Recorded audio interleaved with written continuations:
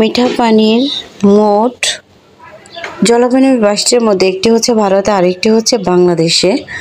রাতারকোল বনের মধ্যে ঢোকার জন্য প্রথমে আপনাকে ডিঙ্গা নৌকা ভাড়া করতে হবে।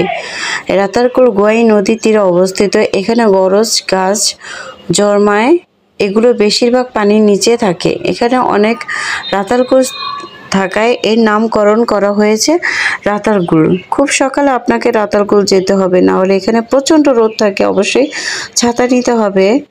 আমরা আস্তে আস্তে রাতারগুলোর মধ্যে ঢুকে গেলাম। এখানকার স্বচ্ছ পানি আর প্রাকৃতিক সৌন্দর্য আপনাকে মুগ্ধ করবেই। যারা ভ্রমণ করতে ভালোবাসেন, যারা প্রকৃতিকে ভালোবাসেন, তারা অবশ্যই এর প্রাকৃতিক সৌন্দর্য দেখার জন্য অবশ্যই ছুটে যাবেন। এই জন্য আমি আমার পরিবার নিয়ে এসে পড়েছি। এই দেয় আমার হাজবেন্ড জাবের, ফাতেমা, অবশ্যই সবাইকে নিয়ে আমি বের হয়ে গিয়েছি এর প্রাকৃতিক সৌন্দর্য উপভোগ করার জন্য।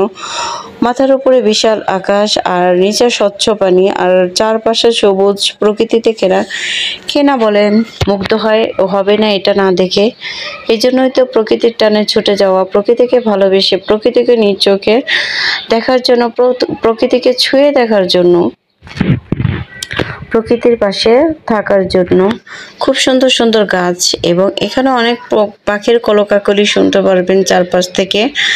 এবং খুব সুন্দর ফুলও দেখা যায়। এই ছোট ছোট গাছগুলোর মধ্যে খুব সুন্দর সুন্দর ফুল হয়ে ফুটে আছে, দেখতে খুব অপূর্ব লাগছিল। মাশাআল্লাহ, খুব আমাদের ভালো লেগেছে। আলহামদুলিল্লাহ, আমরা আস্তে আস্তে ভিতরে চলে যাচ্ছি। অনেকটা সময় পাড়ি দিতে হবে। আপনার প্রাকৃতিক পরিবেশের সৌন্দর্য আপনাকে মুগ্ধ করবেই।